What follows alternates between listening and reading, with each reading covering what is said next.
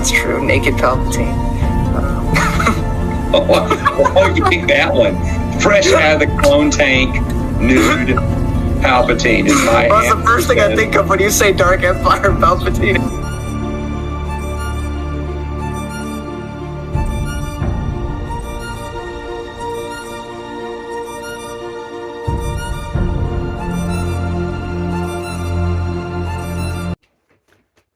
Hello everybody, I need a weapon, and welcome back to the Halo Expanded Universe.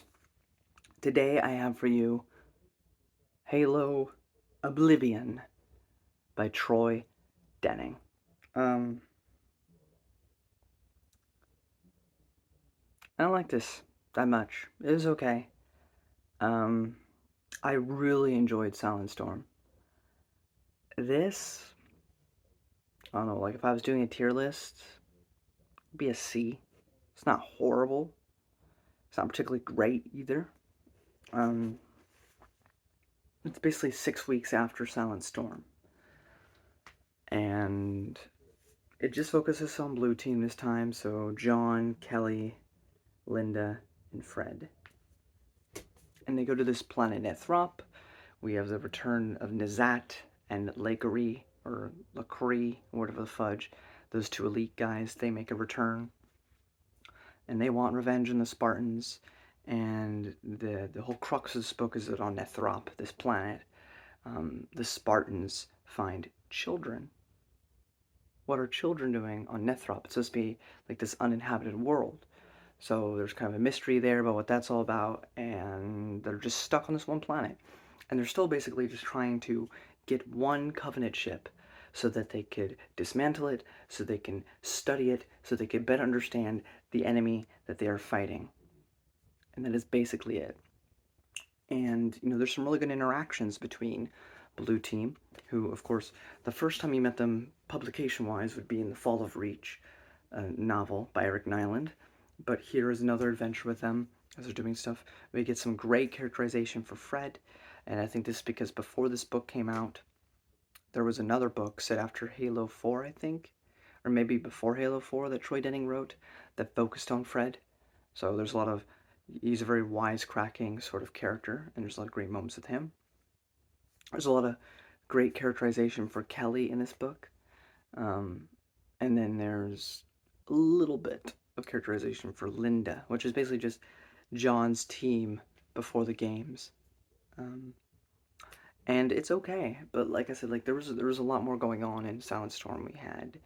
We had John, like, and another thing too is there's a lot of great like character interactions in this book, but there's not too much character development or insight. Like John isn't any different of a character. We just get some things like, you know, how much he cares about his crew, but nobody's really growing in this book. Everybody's kind of stagnant. They're the same being, essentially. Like, John's the same person he always is in Silent Storm, but you had the added benefit of he wasn't Master Chief yet. And, you know, they keep mentioning Samuel. They mention it in this, they mention it in Silent Storm. I believe Samuel is a character that is in the Fall of Reach. And again, Fall of Reach is like, if you're a fan of the Star Wars Expanded Universe, Darth Plagueis is a novel by James Luceno, and that spans a large chunk of time. You know, it starts like 50 years before the movies and goes all the way to, you know, episode 1.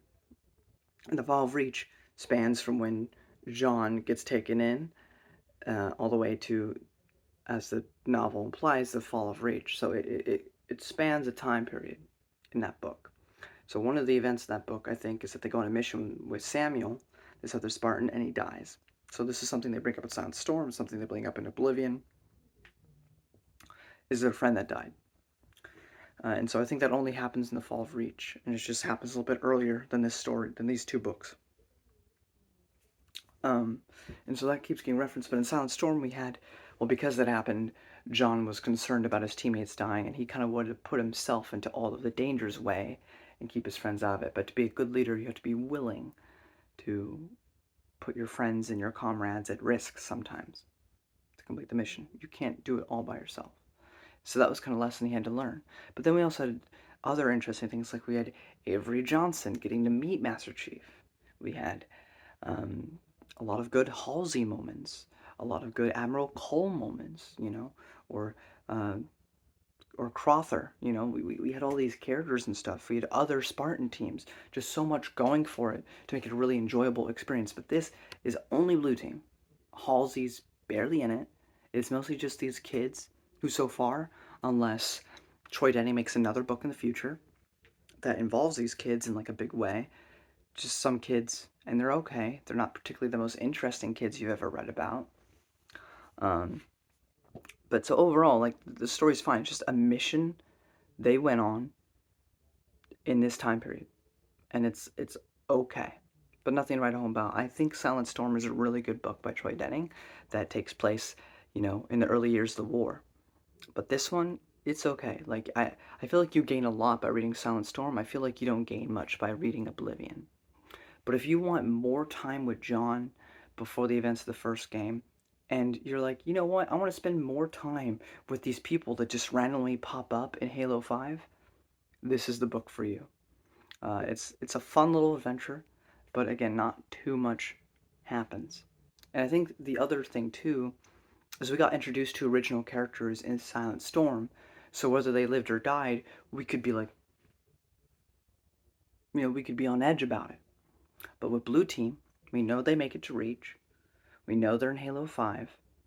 And of course, Master Chief is the face of Halo. So he has that plot armor for eternity. He's never dying. You know, because unlike the thing with Halo, or with the Star Wars Expanded Universe, was George had his 6 films and that was it. You know, that was all they wanted to do. Now, I know there's been talks of George Lucas want to make sequels. He only started talking about that when Disney bought the rights and were talking about making sequels, and George was like, whoa, well, you can do this. Here's my idea. And then they promptly ignored it anyway. But for most of his tenure in charge of Lucasfilm, George had no interest in making sequels. He just had his 6 films and that was it. It was up to the expanding universe to continue the story. So when you get to stuff like New Jedi Order, maybe Luke does die. You have that risk because there's never going to be another movie with him. So you could do basically whatever, right? But you don't have that uncertainty with the Halo books because you always know as long as there's going to be another video game, they can't kill off Master Chief unless they do it in a video game, which they'll never do because he's the face of the franchise. So you have that plot armor, and there's no other characters. So really, you really have to dive into character interaction, which Troy Denning does great in this book. He always does character interaction superbly well, in my opinion, whether that be Star Wars or this. But again, the overall plot and everything is just kind of and there's no stakes or really anything because you know all these people have to make it out of this story. So, yeah, overall it was fine. But do I recommend this one? Not necessarily, unless you're a really big fan of Troy Denning or you just really want more time with these Spartans, then go for it. But really, you can read Silent Storm, move on from here, and be fine. But if you want more, there you go. I'm gonna get into spoilers now. If you don't want that, get out of here. I don't have too many. But one of my favorite things, this is actually maybe one of my favorite things of the entire book. It's only like a paragraph too, but it mentions Forward Unto Dawn. See, I've been following a timeline. I thought it was just because John's 15 in Silent Storm and Oblivion, and John's also supposed to be 15 in Forward Unto Dawn. So I thought I thought the timeline just placed it in between but no, they placed it in between for a reason. Because after Silent Storm, there's a 6-week gap before this story. And in those 6 weeks, I recently reviewed Forward Unto Dawn, the film, and that film happened in between these 2 stories. So Troy Denning mentions that Master Chief went and saved 3 cadets from the academy. Oh my god, continuity. Oh my god, expanding a universe, making me feel like my time was invested well for spending my time reading all this extra stuff. This is what I love about expanded universes, is when they do this. And of course, it's Troy Denning who would do that. Thank you.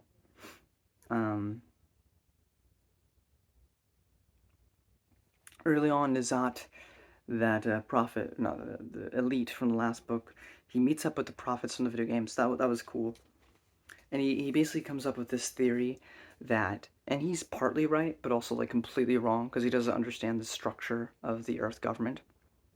Because there's a UNSC, and then underneath that, there's ONI, which it's basically the CIA, has its own, oh, get away, fly, has its own unique views and everything on stuff.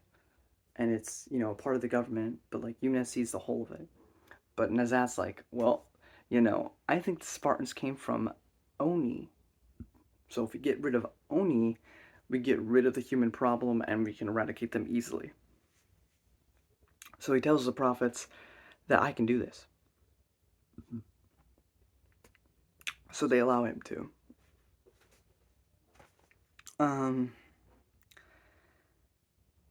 So we find that there are children on Ithrop, but they've been here for a long time, and it doesn't make much sense to the Spartans. But then we learn that their ancestors were marooned on this planet. Which another cool lore bit we learn is that it is extremely illegal. That it is the worst fate, the worst crime you could ever do to someone, and is extremely illegal and penitable by, I think, death, to leave any person stranded on a planet, especially an uninhabited planet. It is the worst thing you can do, apparently, to the UNSC. More so than stealing children, is leaving people marooned on a planet. I think they were insurrectionists, but regardless, in the past, they got left. So that was the whole thing. I think the 5 generations, or like the generations of kids, it wasn't super as long as they claim it is. I think there was maybe grandparents, and that's about it. Because a lot of people died off. I don't think it's like that there's been like 5 generations of like people on this planet. I don't know. But I don't think it's been as long as the kids think it's been. So, but they've definitely been there by themselves for some time. And they have some interesting tech too. Like they have this weird like spider robot thing that the insurrectionists had that is kind of steampunky, but it's not. It has like this like a microwave thing on it. It's weird, but they have that. We get a lot of characterization for Kelly and Fred, which I thought was really nice, and I mentioned that non-spoiler, but the kids also tease Kelly, saying that Kelly is John's favorite, which maybe hints at something romantic. They have known each other since they were like 6 years old, but nothing becomes of that, obviously, because we know the games, and if he has a relationship with anyone romantically, it's technically Cortana, which is really sad, but yeah. But then we get to the end of the book, and there's the epilogue with the kids, and they basically want to, they helped John and the Spartans, and they made it off. And John promised them that the UNSC would take them to any planet that they wish to be relocated on. And that makes the military people a little upset that he would make such a promise.